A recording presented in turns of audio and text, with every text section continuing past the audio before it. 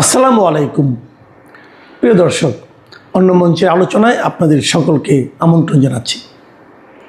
আজ আমাদের সঙ্গে আমন্ত্রিত অতিথি হিসেবে আছেন দাস বলছি। 2023-এ একটা বলিউড সিনেমা দেখেছিলাম ওটিটি প্ল্যাটফর্ম নেটফ্লিক্সে। ছবিটির নাম খুব সম্ভবত ছিল খুফিয়া। কেপি ওলির আমলে নেপাল কিভাবে আইএসআই গুপ্তচরদের আড্ডা হয়ে উঠেছিল এবং সেই আড্ডায় হানা দিয়ে কিভাবে ভারতের গোয়েন্দারা একটি অত্যন্ত গোপন ও গুরুত্বপূর্ণ অপারেশন সফল করে, সেই বিষয় নিয়ে ছিল ছবির গল্প। ফলতার ত্রাস জাহাঙ্গীর খানের গ্রেপ্তার হওয়াতে আমার মনে পড়ে গেল সেই ছবিটার কথা। যদিও পশ্চিমবঙ্গ পুলিশের ভাষ্যে বলা হচ্ছে যে জাহাঙ্গীরকে নেপাল নয়, শিলিগুড়ির পানি ট্যাঙ্কি এলাকা থেকে ধরা হয়েছে। সেখানে সে নাকি বাড়ি ভাড়া করে ছিল। পুলিশ তাকে সেখান থেকে গ্রেপ্তার করে, তার মোবাইল লাইন ফলো করে, মোবাইল লাইন দেখে সেটা তাকে ফলো করে ধরে। আমার দৃঢ় বিশ্বাস পুলিশের এই গল্পটা সাজানো, কারণ অন্য রাষ্ট্রে প্রবেশ করে গ্রেপ্তার করা শুধু কঠিন নয়, প্রায় অসম্ভব গোছের ব্যাপার। কূটনৈতিক নিয়মকানুন মেনে গ্রেপ্তার করতে গেলে খবর লিক হওয়ার সম্ভাবনা খুব বেশি, এবং লিক হলে পাখি ফুরুত। তাই সম্পূর্ণ গোপন অপারেশন চালানো হয় এসব বিষয়ে। আমার বিশ্বাস জাহাঙ্গীর খানের ক্ষেত্রে সেটাই হয়েছে।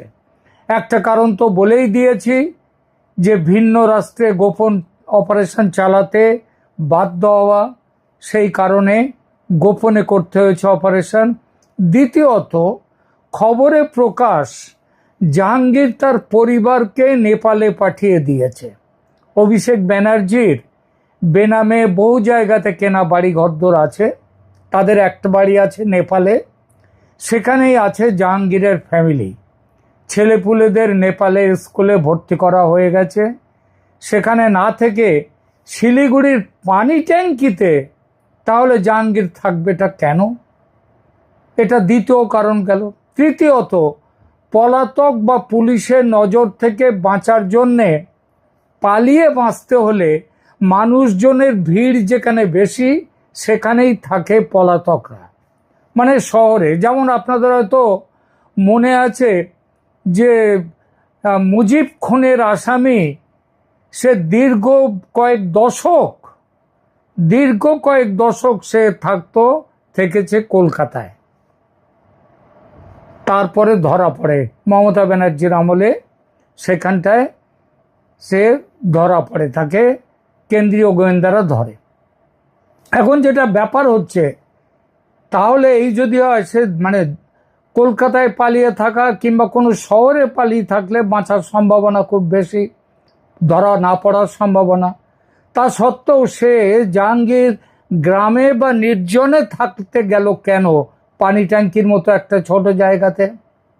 কারণ সেখানে থাকলে তো ধরা পড়ার সম্ভাবনা বেশি, তাই না? তাই যদি হয় তাহলে শিলিগুড়িতে সে থাকতে পারত। অন্তত 30-32 কিলোমিটার দূরে পানি ট্যাঙ্কিতে কেন থাকতে গেল? পানি ট্যাঙ্কি শিলিগুড়ির একদম কাছে নয়, কিন্তু নেপাল সীমান্তে শিলিগুড়ি থেকে কমপক্ষে 32 থেকে 34 কিলোমিটার দূরে। কাছেই আছে, মানে দু দেশের মধ্যে পারাপারে যে ট্রানজিট পয়েন্ট সেটা আছে সেখানে। কাছেই মেচি নদী, ওপারে মেচি নদীর ওপারে নেপাল। জাহাঙ্গীর নেপালে না গিয়ে সেই বর্ডার এলাকায় বসে থাকবে পুলিশের হাতে ধরা দেওয়ার জন্যে, এটা ভাবার কোনো যুক্তি নেই, তাই নাকি? চতুর্থ কারণ, এবং এটা হচ্ছে একটা ভয়ঙ্কর বড় কারণ, যে গাড়িতে করে জাহাঙ্গীরকে নিয়ে আসা হয়েছে শিলিগুড়িতে বাগডোগরা বিমানবন্দরে এনে তুলে দেয়া হলো, কলকাতাগামী যে প্লেনে, সেইখানটায় গাড়িটার দিকে নজর রেখেছেন পুলিশের বয়ান, এসটিএফ এর বয়ান অনুযায়ী পানি ট্যাঙ্কি থেকে সেই গাড়িটা এসছে, গাড়িতে নিয়ে আসা হয়েছে সেখানে। কিন্তু গাড়িটার নাম্বার প্লেটের দিকে একটু লক্ষ্য করুন। আপনি লক্ষ্য করেছেন কিনা জানি না, খবরের কাগজে ইত্যাদি জায়গায় বেরিয়েছে, আমি দেখাচ্ছি তার নাম্বার প্লেটটা। এই দেখুন, এই হচ্ছে সেই গাড়ি আর এই হচ্ছে তার নাম্বার প্লেট। দেখছেন নাম্বার প্লেট? দেখুন, লাল রঙের বোর্ডের ওপর নেপালি ভাষায় লেখা। লাল রঙের বোর্ডের ওপরেও নাম্বার প্লেট হয়, কিন্তু সে উচ্চ পদস্থ কোনো সরকারি, আর্মির ইত্যাদি অফিসারদের ক্ষেত্রে এই ধরনের জিনিস হয়। কিন্তু পুলিশ সেখানে তাকে আনতে গেছে, সেখানে লাল নাম্বার প্লেটে নেপালি ভাষায় লেখা গাড়ির নম্বর। এটা তো পশ্চিমবঙ্গে এবং শিলিগুড়িতে বসে পুলিশ তো এই রকম গাড়ি করে তাকে আনবে না। অন্তত ভারতের মধ্যে অপারেশনে ভারতীয় পুলিশ নেপালের গাড়ি ব্যবহার করবে, এই যুক্তি আদৌ কি ধোপে টেকে? আমার দৃঢ় সন্দেহ জাহাঙ্গীর নেপালে ছিল, নেপাল থেকে তাকে ধরেছে ভারতের পুলিশ এবং নেপালের গাড়িতে করে বাগডোগরা বিমানবন্দরে আনা হয়েছে। কেন নেপালের গাড়ি করে আনা হলো?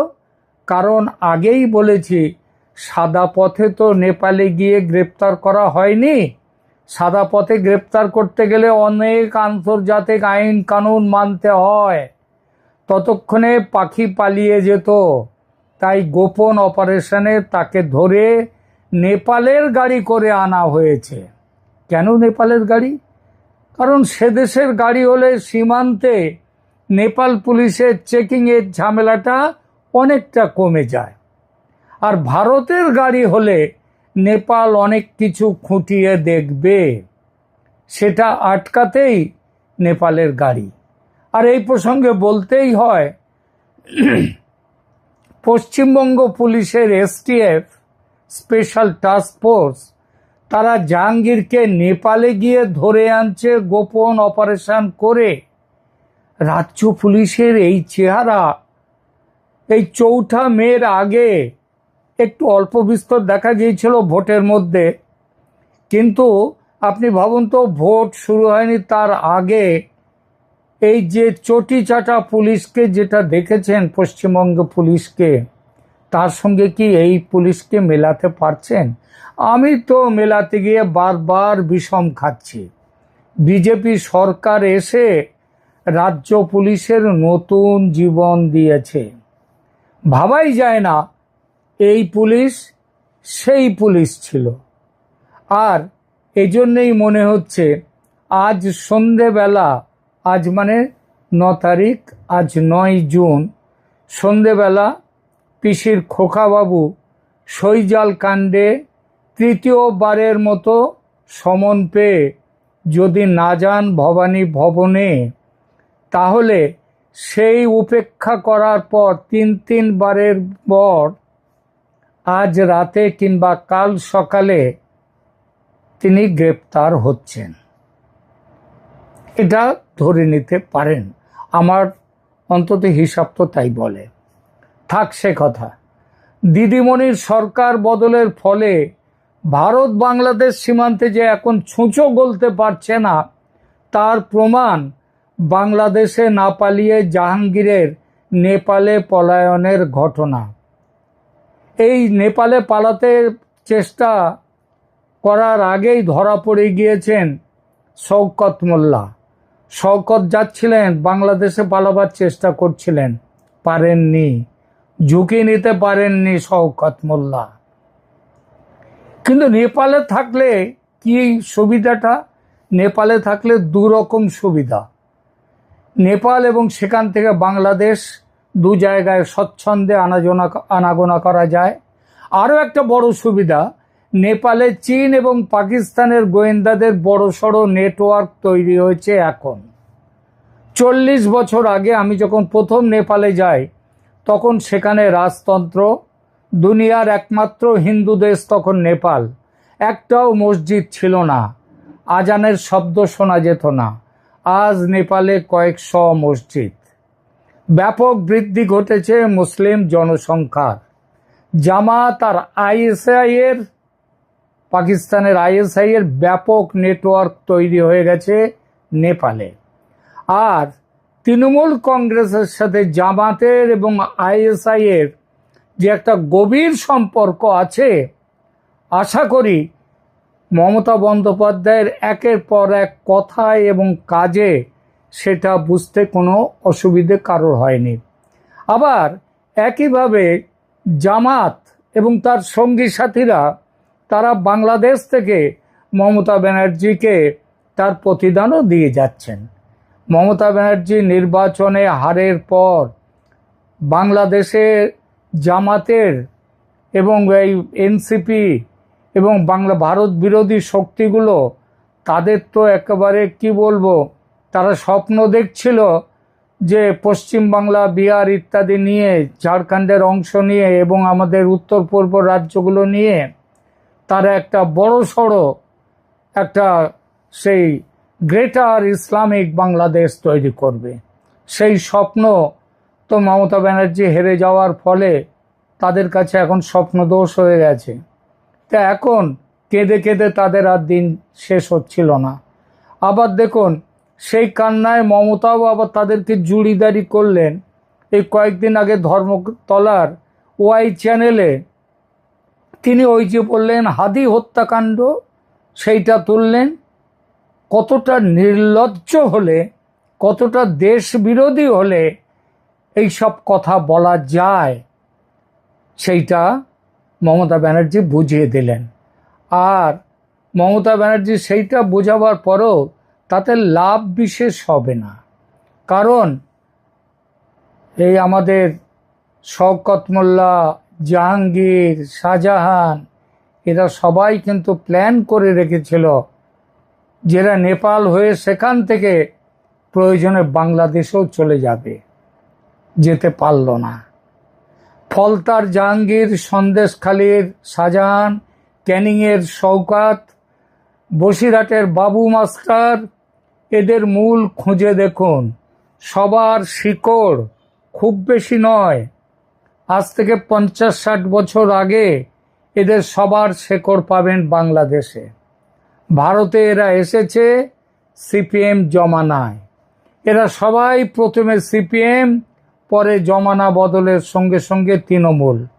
হয়তো এরা নিজেরা যখন এখানে এসছে, বাবা কাকারা এসে গেছে, এবং বাবা কাকারা আসার পরে, কারণ এদের বয়স 50-60 এখনো অনেকেরই হয়নি, কিন্তু পরবর্তীতে সেই সম্পর্কটা রয়ে গেছে বাংলাদেশ মূলের সাথে। জমানা বদলে প্রথমে এরা ছিল সিপিএম, পরে জমানা বদলের সঙ্গে সঙ্গে তৃণমূল। এটা এপারের পরিচয়। আর ওপারে অর্থাৎ বাংলাদেশে এরা সবাই হলো জামাত, বিএনপি, এইসব ভারত বিরোধী শক্তির সঙ্গে যুক্ত। মমতা বন্দ্যোপাধ্যায়ের এবং তৃণমূলের গাঁট ছড়া এদের সাথে ছিল। এরা সংখ্যায় 5-10 জন নয়, সারা পশ্চিমবঙ্গ জুড়ে ছেয়ে আছে। ওই যে বললাম, স্বপ্ন দেখছিল গ্রেটার ইসলামিক বাংলাদেশের, সে স্বপ্ন ভেঙে গিয়ে স্বপ্ন দোষে রূপান্তরিত। তাহলেও স্বস্তি নেই আমাদের কিন্তু, কারণ এদের চিহ্নিত করে বহিষ্কার করাটাই বড় কাজ। যেভাবে কাজ চলছে, ভারত সরকার এবং পশ্চিমবঙ্গ সরকার, মানে আমাদের রাজ্য সরকার, এই ডবল ইঞ্জিনে এই সব কাজ চলবে। দেশের উন্নতি যেমন হবে, তেমনি এই ভারত বিরোধী শক্তি যারা এসে ভারতের সম্পদ ধ্বংস করে দিচ্ছে, তাদের কাজটাও শেষ হবে। তারাও আর এখানে থাকতে পারবে না। আমার দৃঢ় বিশ্বাস সরকার সফল হবে। ধন্যবাদ।